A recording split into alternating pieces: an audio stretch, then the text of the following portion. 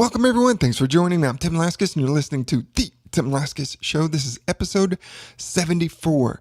How many of you out there have a short attention span? You would love to read more books, but man, you find yourself reading the same paragraph over and over, and you're going, what did I just read? I know that's me, and I'm always struggling because my focus and concentration is just off, but I can listen to a book because that's the answer. So Audible, who is one of my sponsors, is giving a free audiobook just by clicking on the link on my website. So go to timlaskus.com/resources, click Audible, and get your free audiobook. Any book out there that you see, can snap it up free. Can't beat that. Also, some of you are needing a new design, a new logo. Design Crowd is the answer. It's cheaper and it's faster and it's more creative than most of those other kind of agencies out there. So Design Crowd is a place you need to go where you can get a logo that's like killer just for like $99. So head over to timlaskus.com/resources and click on Design Crowd to get your special rate. Now on to today's guest, who is Stacey Chillemi. And that's hard to say, but it really isn't. But anyway, she is, oh man, you are going to be so inspired by her story.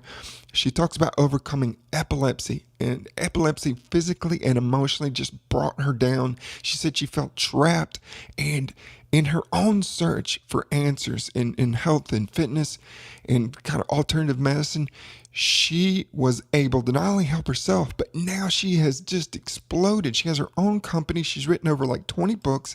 She's known as a health expert, and she's even been featured on the Dr. Oz television show. So you know she's doing something right if she's on there with Dr. Oz. So you are going to be so inspired by listening to her story. And in fact, I want you to send me an email and tell me what you thought about this episode. So sit back, get ready, and enjoy.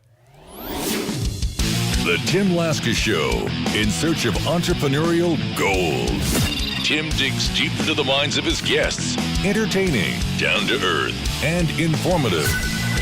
Now, here's your host, Tim Laskus. Hi, Stacey. Thanks for joining me today. Oh, thank you for having me. I appreciate it. Hey, I know you're from Jersey, and you said that one of your favorite pastimes is to travel, and you love hanging out in downtown Newark, New Jersey. Just go there as much as you can, just chilling out. Is that true? Actually, I love going to the beaches. We have a But beach there's no in beach in Long Beach. Newark. No, there's no beach in Newark, no. But there is a beach in Long Beach Island, and it's fabulous. It's a great pastime to go with your family. It's, of all the beaches I've been to in New Jersey, Long Beach Island is just fabulous. It's just a very family-oriented place. They have everything for everybody, and the beaches are beautiful, and it's just a very serene atmosphere there. When you're so busy and you're constantly doing, when you can get away and you could just hear those waves just crashing against the ocean. It's just a very relaxing, very stress-free environment. And when I have the time, I love to take my entire family down there, and we just love to just relax and have fun. And the kids do their thing, and we just do our thing, and we just try to relax. And then at the nighttime, we get together and we try to do as many family-oriented things as possible. Yeah, for sure. And one of the big differences, at least for me, coming from South Carolina, when I went up to New Jersey to go to Rutgers University in Newark, and that's why I kind of joked about Newark, because a lot of people are like, Newark? Ooh, I enjoyed my time in Newark. So I have nothing against Newark. And since I went to school there, I can kind of, knock on it a little bit. But I really enjoyed it there. But, one of the big things they call it the shore up there. Down here, it's just the beach. And somebody's Right. from Jersey when they say, oh, yeah, we went down to the shore. Because we don't say that here. We just say the beach. We went to the beach, Right. I tell you, I miss those kind of cool breezes off the water there in New Jersey, and it just really is great and relaxing, and man, I can never get enough. We used to go out to where did we go? I don't know if it was Manasquan Inlet or something, and go surfing up there. Yeah, And they have a great area for uh-huh, surfing and just chilling out. Yeah, definitely. for sure. Well, Stacey, tell the listeners a little bit about yourself professionally, and what are you currently working on? Because I know you're very busy.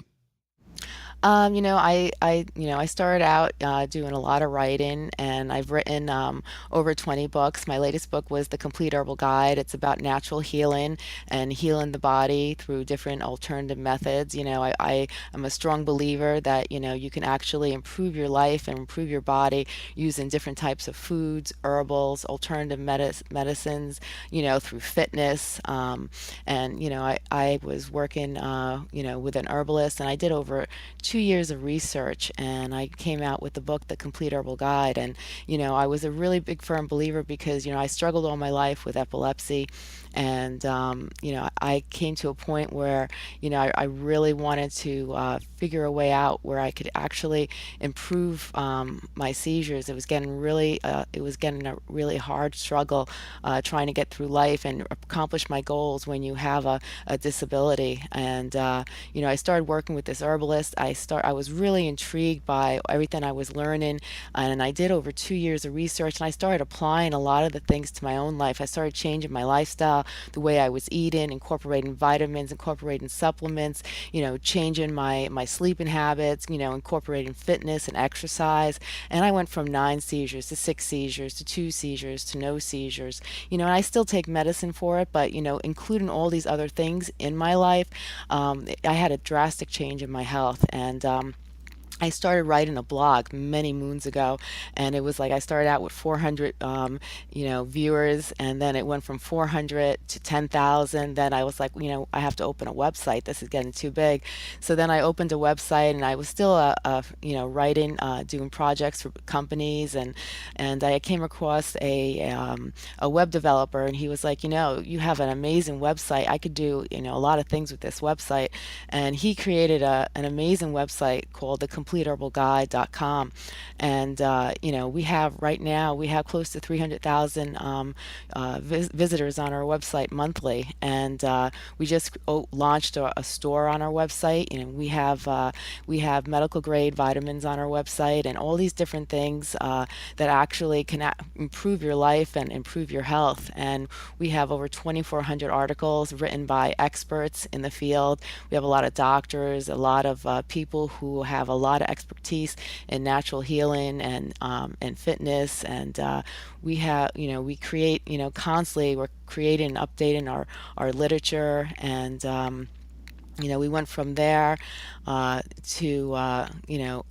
just recently I had just started working with a company, and I'm going to be launching actual natural line of products for natural hand sanitizers, soaps, face serums that are all 100% organic. So I'm really excited about that. Wow, that's incredible. It sounds like this is really just growing and taken off. But I want to go back kind of to the beginning when you talked about your story of struggling with epilepsy and how that was. I guess you got to the point where you weren't satisfied with the help you were getting from your physician, and you just decided to take things into your own hands. Is that kind of how it developed? It's epilepsy is a really it's a tough disorder because it's 70% of the cases they don't know how people get it, and I got it at 5 years old through encephalitis. I had a virus that traveled to my brain. It left scar tissue damage, and to this day they can't even find the scar tissue damage, but they know because it traveled through my brain that it must have created really minute scar tissue damage throughout the brain. And I ended up, they thought I was going to be paraplegic, but I ended up with epilepsy. And it's still a very hard disorder to live with. But I was trying to go through college and trying to go through life, and it's really hard when when you're in college and you're doing all those midnight studying, trying to get ready and doing tests and finals and all the stress of life, and you're taking seizures, but yet you're trying to incorporate a normal lifestyle into your life. And I got to the point when I was getting towards the end of college, I was like, I don't know if I can actually, how am I going to do this? And I wrote a letter to the Epilepsy Foundation, and they published it in their magazine. And basically, it was about how I asked other people how they cope with epilepsy, how they get through life. And like I had hundreds of letters, probably like 300 to 400 letters, from all over the United States and Canada, come to my house, and people were telling me how they deal with epilepsy, how they cope with it, and I was so amazed. And when I heard all these stories, and I realized that what, I'm not going to feel sorry for myself. There are a lot of people out there that have it even worse than I do, and they had such great advice, most of these people. So, the first thing I started doing was I started writing a book. I started putting all these letters together. I started, applying the stuff I was learning that helped me. And I wrote one of my first books was Epilepsy, You're Not Alone. And the book did really well. And, I even got a letter from somebody that said they were on the verge of suicide and they just didn't know how to get through life. And, when they read my book, they were in Barnes and Nobles, and something made them just want to pick it up and buy it. And they said when they read it, all the different regiments in the book and all the advice they applied to their own life, and it helped them tremendously. And when I read that, I was in tears. I was like, at that point I realized how powerful the words can be, and the words of wisdom can really go far in life. And that's when I really knew what my true calling was. When I got out of college, I worked for different networks and I did a lot of other stuff, but I was always intrigued by writing and helping individuals. And I kind of geared towards that. And then, like I mentioned, I started working with an herbalist, started writing for an herbalist, and I started using a lot of those methods in my life, and it changed my health completely. And I really wanted to share that with others and help other people because it really helped me. Wow. So it sounded like in your deepest kind of moment of struggling, and people reached out to you, which inspired you to kind of now go on this journey that you're on, and you're kind of paying it forward and then inspiring and helping others. And that's fantastic. Now, were you having grand mal or petit mal seizures? I was having all different kinds. The scar tissue they think was throughout my entire brain, and I was going from focal to grand mal. So it was, it was all different types of seizures, and so it was really a hard struggle. And I went through even 15 years of not driving until they could actually control my seizures. It was a really tough battle, and that during those 15 years of not driving, I kind of felt imprisoned in my own home. And that's when I started doing a lot of writing, a lot of research, and I started my own business at home. I started doing freelancing, and I started working with a lot of people, and I started writing my own books and trying to help others and trying to help myself at the same time. And it just took me on a completely different path in life. I started, once I started learning what my body needed, and I started applying it to myself, I said, these things can not just help me, they can help other people too. And that's when I really wanted to get the word out and try to help other people, not just with disabilities, but anybody that had a health condition or was struggling or just wanted to improve their lives. A lot of the things I was learning and a lot of the things that I was doing for myself, could help millions of others out there. Well, when people hear epilepsy, they automatically think of, okay, this is a physical disorder, but can you talk a little bit about the mental side of it? Because I think that goes hand in hand, and you had kind of touched upon it a little bit, how that impacted you, psychologically. How did it impact you, and how, kind of down and out were you at a particular time? It could really harm somebody mentally if they don't know how to deal with it. When you have any type of disability or disorder or a disease, your life changes tremendously, and you can't be the person you were before, and you lose control of your life in a sense where you can't, this disease or this disorder is in control of you. You're not in control of it, and anybody knows when you're not in control of something, it's a struggle. And you live day by day, and you don't know what the next day is going to bring. And mentally, depression plays a part in it. You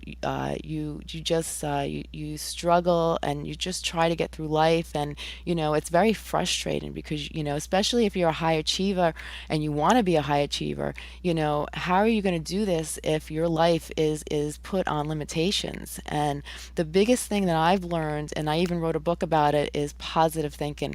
When you have to be positive, I believe strongly that everything in life happens for a reason. We may not understand what the reason is, but a lot of times things change us, and you could actually use what you learn and apply it to life. And it actually can strengthen you mentally. And when, they say 90% of the conditions in life is caused by stress. So if you look at life in a positive manner and you take what you've learned from this condition or this disorder, this disease, how could you apply it to life, and how could you make yourself a better person? How could you help others?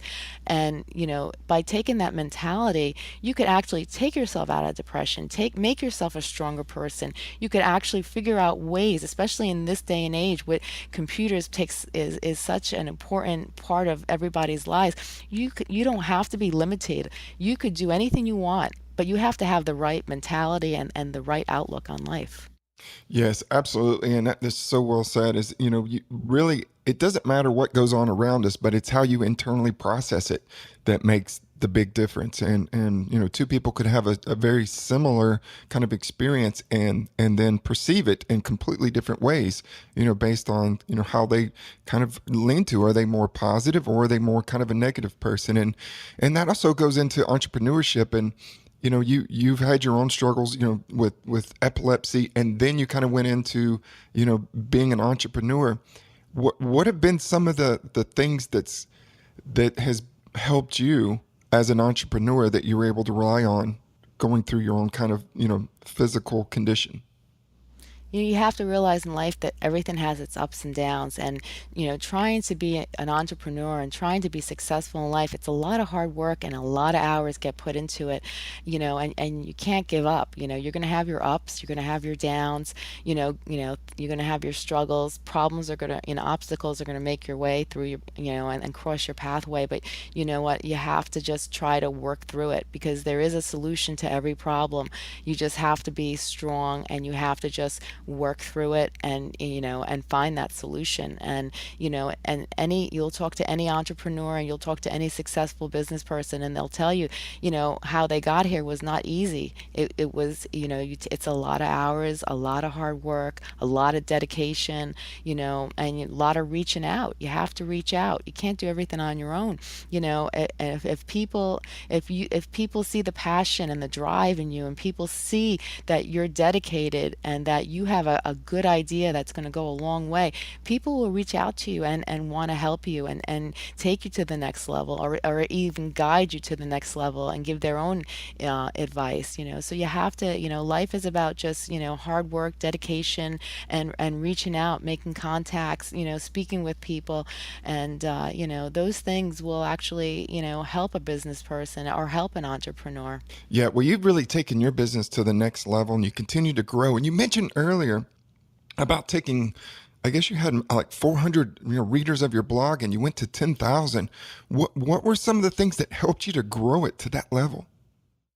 Like the platform, the look. I try. You do that, what they call the alpha beta. Sometimes you might have a great concept and it might not be working out, and you might not. You might see things. Why isn't this working? Well, you could have a great idea. You might not be presenting it in the right way. One thing I learned when I started my blog. At first I wasn't getting a lot of hits, and but then I changed the platform, the way it looked.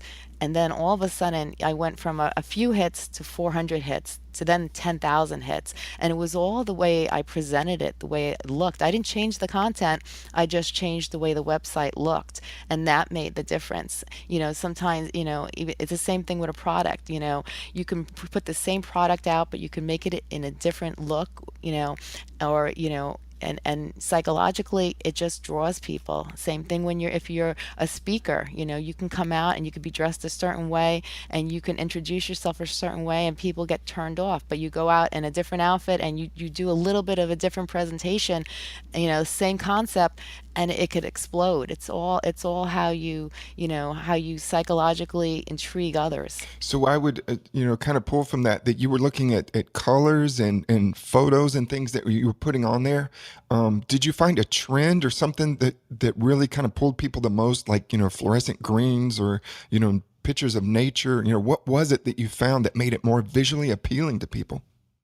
I feel like through years of doing things, that clean, simple, and just attract people.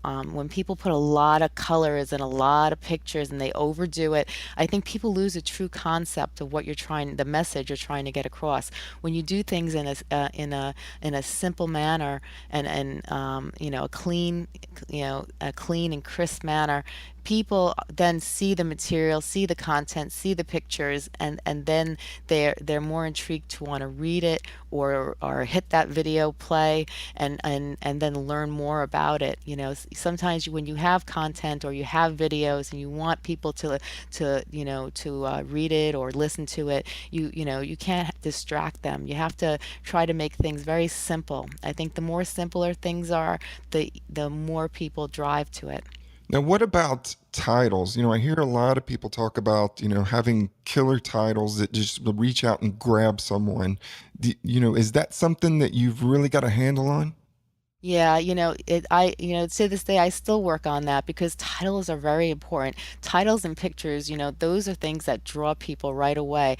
And, you have to, for me, I'm always learning, I'm always researching because, there's never there's always room to learn.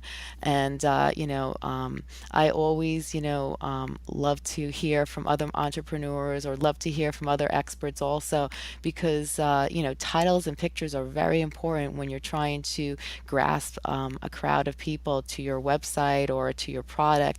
And you really have to, put a lot of effort. Just don't throw something up there. Do a little research. Take a little time before you do stuff like that because it is, titles and pictures do play a big role.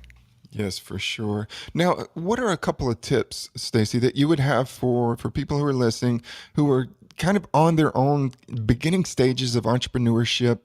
What are some things that you could share that would help them on their journey?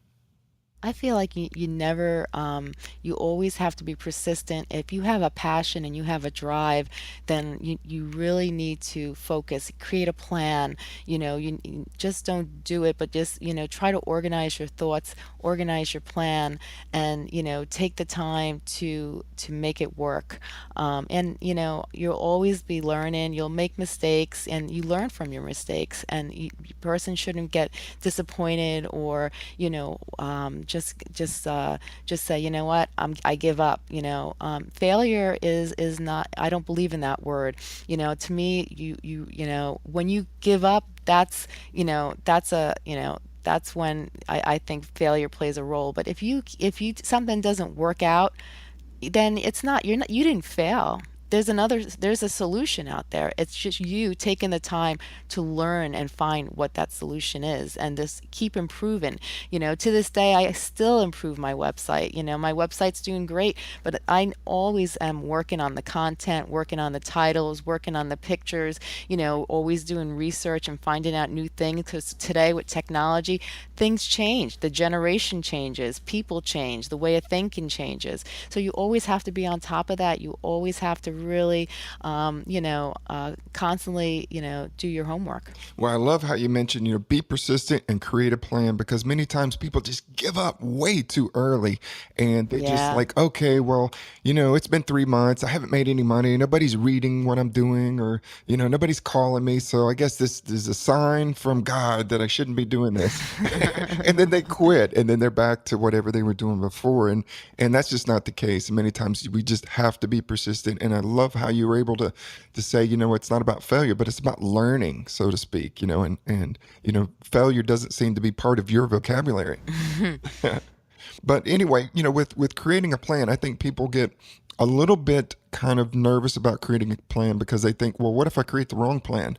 But in reality, your plan always can be changed, right? The plan can always change.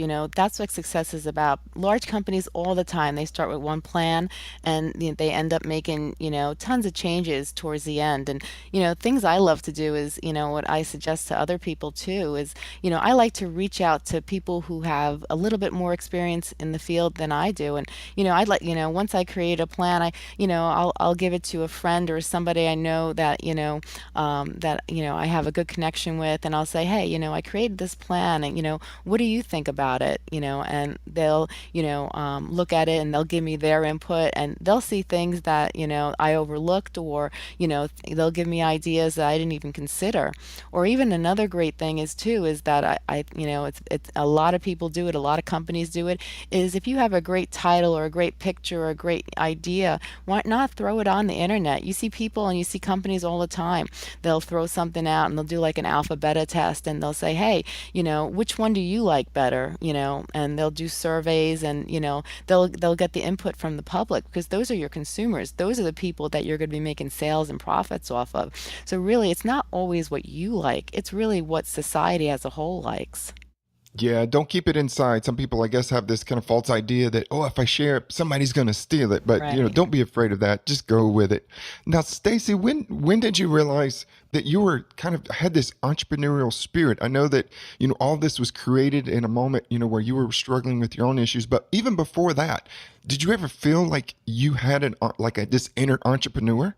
There were things in life I always wanted to do, but it was a step-by-step process. I started off just focusing on the readers, and I just wanted to help others, and I still do. That's my main reason. That's my drive, my passion. But I was focusing on the readers, and then when I got to a certain point, I said to myself, you know what? I could take this to the next level. You just know. So then I reached out and I started. I'm an author, and I've had a lot of contacts with PR companies, and I reached out to the PR companies, and I started, creating advertorial services where I did book reviews, and I did all these different advertising services on my website, because it got to the point where I had enough of people on where I could do, advertising on my website. So then I reached out to others, and before you knew it, word of mouth, people started contacting me, asking me, and requesting different types of services. And, and I kept, I was working on my books, trying to do PR for myself, for my books. And I was doing that. And then, it got to the point where, I really always wanted to do my own line of products. And that's when I started, working on this line of products, the Herbasafe, doing the hand sanitizers, the soaps, the face serums. And, it all started from me making a pitch letter and sending it out to a publishing company that I knew. My husband had brought home the magazine, and I said, they sent it, I looked at it, he goes, this would be great for you. Why don't you contact them? And I contacted the publisher, and he said, you know what? I never contact people, but you know what? Something made me want to contact you. And we talked, and he was really intrigued with me and my story. And then he had a connection with the scientific laboratory that I'm working with now, that's helping me create these organic products. And then I met with their CEO and their district manager, and they loved the idea, they loved me, they loved my website, and now I'm at the point where I am today. But it was all through reaching out, making contacts, and when you feel like you're ready for take the next step, do it. Don't talk about it, do it. Well, your story is so inspiring. And as you're talking, I'm thinking about the snowball at the top of a hill that's really, really tiny. And then it just keeps growing and feeding itself and getting bigger and bigger and bigger. And, who knows how big this thing's going to be, Stacey, but it sounds like you were definitely on your way. Now, let's move into the dig round, where I'm going to ask you three kind of quick questions and just kind of give me a first kind of response that comes to mind. What keeps you motivated? My family, when I even just when positive impact from other people, when you have a passion and good things are happening, and you see other people, actually getting, are improving their lives through it, it makes you really want to keep doing it. Like, the self-achievement is the greatest feeling in the world, but when you actually go out and you could help others, and you are, and even, my kids, they look at me and they're inspired by my determination. It's a great example for you, to show your kids, don't give up. If you have a drive or a passion, keep doing it. And then when you have people on the website contact you, say, you know what, this content is great. It's so helpful. I love it. You've helped me. That's a great achievement too. And it's just when self-achievement and helping others and actually doing good in society, when you can do something good, it makes it all worthwhile. Absolutely. Now, who do you look up to as a business leader? I had met Arianna Huffington, and she asked me to do a book review for her, and I did a book review on one of her books on sleep deprivation. But when I met her in Manhattan, I was so intrigued by her. She was just unbelievable. She was so down to earth. She was so inspiring, and she had such determination to succeed and help others. It wasn't about the money, it was about helping others. And she came to me and we started talking, and she gave me this big hug, and I was like, wow, I was so intrigued by her. Just her down to earthness, her love, her inspiration, her will to want to help others. I was like, you know what? If I could, mentor and try to be like anyone, I would try to do a lot of the things she did, because she was just, sometimes when people make it to a certain level of success, they forget the little people and they forget why they came into the business. And if you ever speak with her, you'll realize that it's not like that with her. Wow, it sounds like that was a really special moment for you, to be able to meet her, and that must have been wonderful. Now, you've co-authored or, written over, I guess, 20 books, I think you said. So this next question, I'm really curious as to what your answer is. If you had to choose one, Street Smarts versus Book Smarts, which one are you going with? Wow. I Only one. I think I would go with Street Smarts because What? You've got all these books and all these articles you've written, and you're throwing it into the no, no, trash. no. When I Why? say street smart, I mean common sense. That's what I'm talking about. Oh, okay, got you, Is got that what you mean, or is that not what you mean? you. It's however you want it to be. All right. No, No, no, just street smarts and just basic, your understanding of how the business works and getting it done. And sometimes people feel that there's a real disconnect between theory and books and what really is applicable in the real world. And sometimes there's just battle. You got those who write just these certain types of maybe business books that are more theoretical and they kind of seem to have all the answers. Then you have other guys that say, I never read a darn book in my life and I just get out there and get it done. So it sounds like you're kind of one of those, book smarts are important, but you like to roll up your sleeves and just get it done. I like to roll up my sleeves and get it done. Like I think I have a little bit of both in me. But I've known many people that have, that are insanely intelligent and have book smarts, but then they don't understand and they can't communicate with the rest of the world. It goes over their head. If you just have book smarts, and you don't understand people and you don't understand the way the world works, how far does that go in life?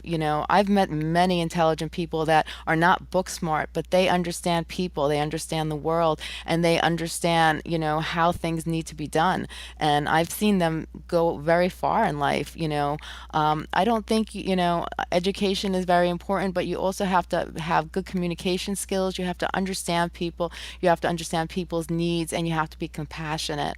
And I think common sense goes a long way too. I believe like one of the things that motivated me to write my first book was when I was looking for answers for epilepsy, and I went into the library and I picked up books on epilepsy. The books were written by doctors, very well known doctors, but it went right over my head because the medical terminology was so intense that I had no clue what they were talking about. So when I wrote my books, I made sure I wrote my books so everyone could understand them. It's great to be intelligent, it's great to be book smart, but you have to also be on the people level. You have to understand people, understand the world, understand the way things work. And I think it's a little bit of everything. I've met very intelligent people, and they didn't have a college education, but they succeeded in life. They went very far in life because they understood people, they understood the way things worked, and they understood how things needed to get done. Well, I agree with you 100% on how you answer that question fully. Now, what would you say, Stacey, is probably one of your most memorable moments as an entrepreneur? My most memorable moments, I think, was when I guess when I got to that point where I was recognized by others, and I was actually, when others realized how far you have achieved and they recognized your achievements, and they, just a pat on the back and saying, you know what, you've done a great job. This is amazing. You feel like, wow, people have recognized all this hard work, and it makes it all worthwhile. It gives you a little bit, I guess, of gas in your car. That gives you the motivation to want to keep doing what you're doing. It's a big world. It's a big industry, and people can get lost. In this world, there's so many businesses out there that when you do get recognized, it's a great feeling. It's a great achievement, and it is definitely a motivational, has a big motivational impact on you. Yeah, for sure. That feedback from others definitely fills your tank. And even for me, just somebody sends me a message of just a thumbs up, I'm feeling good. So Yeah. it's just the little stuff that really keeps you going. Now, Stacey, unfortunately, we've come to the end of the show. But before we go, tell the listeners where they can find you online, your website, and on social media. The website is thecompleteherbalguide.com. And we have a great website that has a lot of information about healing the body naturally, about fitness, great health recipes.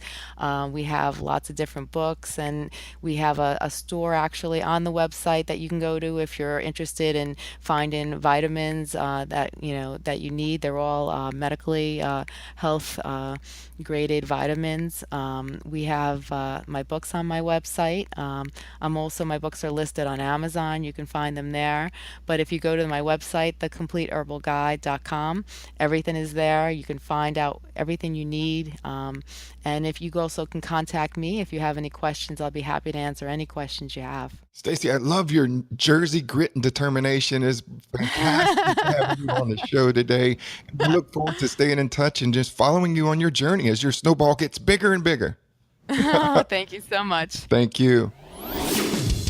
Want more entrepreneurial tips? Go to timlaskus.com.